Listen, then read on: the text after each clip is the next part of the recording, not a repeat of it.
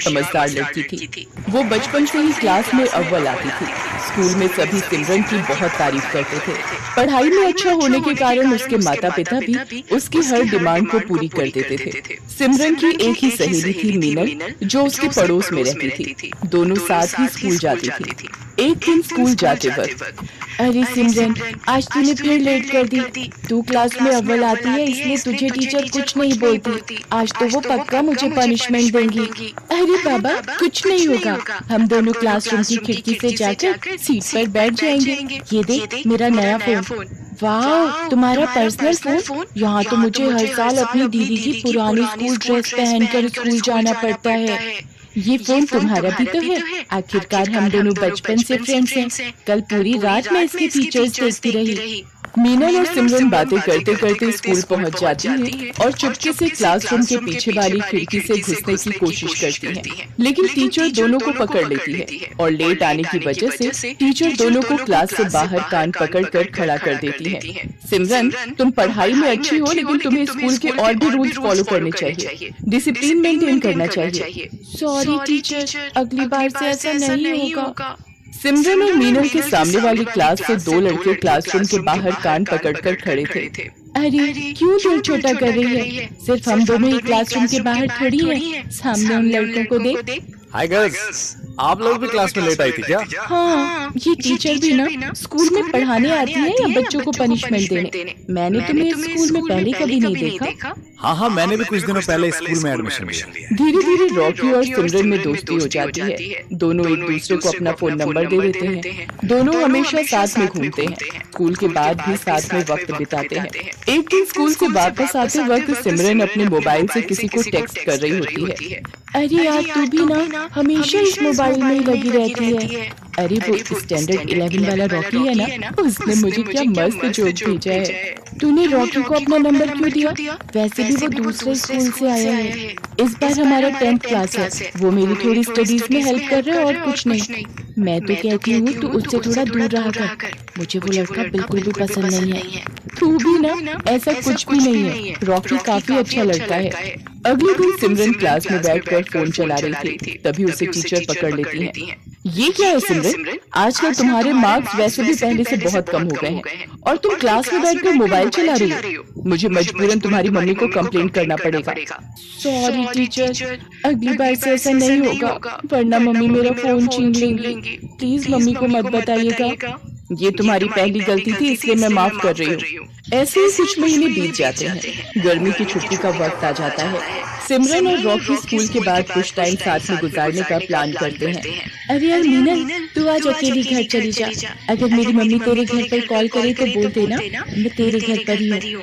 लेकिन तू कहाँ जा रही है? मैं रॉकी से मिलने जा रही हूँ। ये सही नहीं है। तुम्हें स्कूल से सीधा घर जाना चाहिए। तुम मेरे से जलती हो क्योंकि स्कूल में सभी मुझे इम्पोर्टेंस देते हैं। ऐसा कुछ भी नहीं है, तुम मुझे गलत समझ रही हो।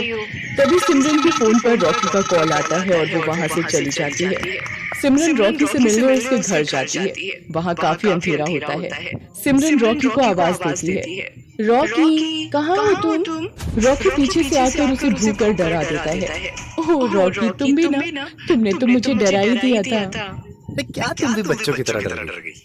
रॉकी और सिमरन साथ में पिज्जा खाते हैं और खूब सारी बातें करते हैं और एक पिक्चर देखते हैं। कल से गर्मी की छुट्टी हो जाएगी। हम लोग 2 महीने तक नहीं मिल पाएंगे। इससे पहले मैं तुम्हें कुछ बताना चाहता हूँ। हाँ बोलो, क्या बताना है तुम्हें? तुम मेरी बेस्ट फ्रेंड हो। मैंने आज तक तुम्हारे जैसी लड़की नहीं देखी। तुम भी मेरे सबसे अच्छे दोस्त हो।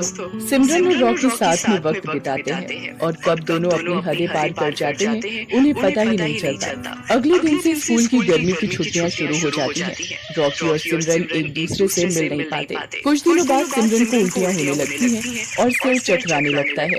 सिमरन को ये सब थोड़ा अजीब लगता है। तब वो मीनल को सारी बात बताती है। क्या किया सिमरन तूने? मुझे माफ कर दे।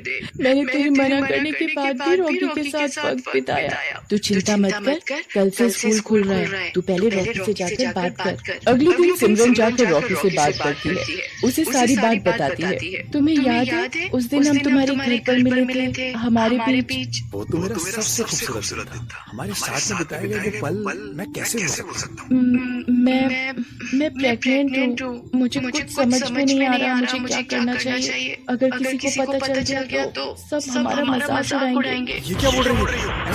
ऐसा कैसे हो सकता है? ये मेरी प्रॉब्लम नहीं है। ये क्या बोल रहे हो तुम रॉकी? ये सब हमने साथ में किया था। ठीक है रुक जाओ, मैं कुछ करता हूँ, लेकिन इसके बाद तुम मुझे अपनी शक्ल मत दिखाना। रॉकी वहाँ से चला जाता है। सिमरन रोते हुए मीनल के पास जाती है। क्या हुआ? तुम रो क्यों रही हो?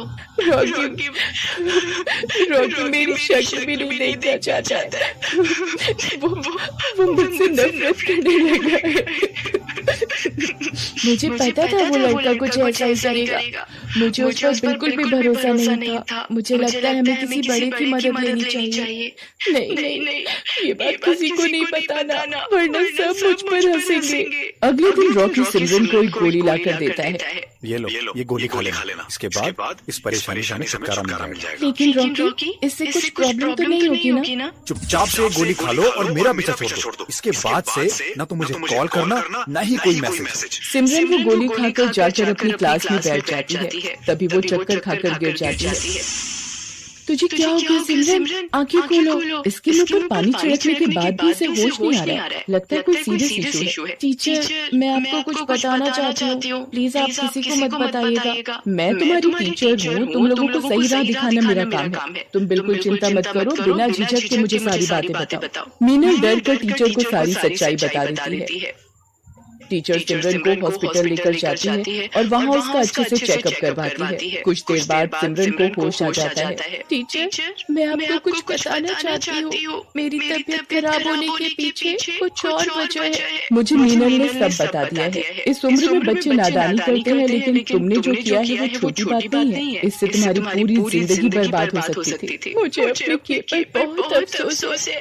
मैं कभी भी ऐसा नहीं करूंगी। आप प्लीज किसी को कुछ नहीं बोलिएगा। ऐसे बिना जाने कोई मेडिसिन लेना खतरनाक साबित हो सकता है। तुम्हें किसी बड़े से एडवाइस लेनी चाहिए थी। मुझे माफ कर दो मिस, मैं बहुत घबरा गई थी। लेकिन तुम्हारे साथ जिसने ये किया है, मैं उसे सजा दिलवा कर रहूंगी। टीचर रॉकी को स्कूल से सस्पेंड करवा देती है और उसके फाइनल एग्जाम देने पर भी रोक लग जाती है। मुझे माफ कर दीजिए टीचर, मैं ऐसी गलती फिर कभी भी नहीं करूंगा। तुमने एक लड़की के साथ जो किया है वो माफी के लायक नहीं है। तुम्हें सिमरन से माफी मांगनी चाहिए और अब इस गलती को सुधार कर इसका पश्चाताप भी तुम्हें ही करना होगा। मुझे माफ कर दो सिमरन, मुझसे बहुत बड़ी भूल हो गई। मैं घबरा गया था।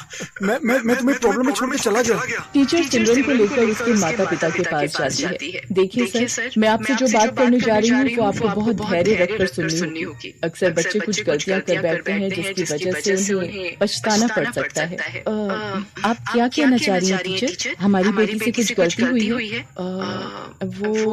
वो दरअसल बात यह है कि वो आपकी बेटी सिमरन प्रेग्नेंट है। ये सब करने स्कूल जाती हो तुम? मैं तुम्हारी खाल उतार दूंगा बेशर्म लड़की। रुक जाइए सर, अब ऐसे समय में आपको इन बच्चों का साथ देना होगा, वरना ये जिंदगी भर खुद को माफ नहीं कर पाएगी और ये नादानी में कोई गलत कदम न उठा ले। टीचर बड़ी समझदारी से सारी बात सिमरन के मम्मी पापा को समझाती है। अब हमें क्या करना चाहिए? इसकी तो जिंदगी बर्बाद हो जाएगी। अभी सिमरन बहुत छोटी है, इसके सामने पूरी जिंदगी पड़ी है। हमें इस बच्चे का मिसकैरेज करवा देना चाहिए। मैंने डॉक्टर से बात की है, इसमें कोई भी दिक्कत नहीं होगी। फिर सिमरन की फैमिली और टीचर मिलकर उस बच्चे का मिसकैरेज करवा देते हैं। थोड़ी दिनों बाद सिमरन बिल्कुल ठीक हो जाती है। सिमरन के मम्मी पापा भी उसकी गलती के लिए उसे माफ कर देते हैं। अब सिमरन और मीनल की फिर से गहरी दोस्ती हो जाती है। सिमरन मीनल से अपने बुरे बर्ताव के लिए माफी मांगती है। मीनल, मैंने तुझे भला बुरा कहा, लेकिन तुमने आज साबित कर दिया कि तुम ही मेरी सच्ची दोस्त हो। ये तो मेरा फर्ज था। दोस्त अगर दोस्त के काम ना आए तो मैडम दोस्ती कैसी? अब थोड़ा हंस भी दे। आज से हम दोनों मन लगाकर पढ़ाई करेंगे और कभी भी किसी को शिकायत का मौका नहीं देंगे। इसलिए दोस्तों, जिंदगी का जरूर देती है, इसलिए कोई गलत कदम ना उठाएं और अपने माता पिता से हर प्रॉब्लम शेयर करें जिससे मुश्किल घड़ी में वो आपका साथ दे सके।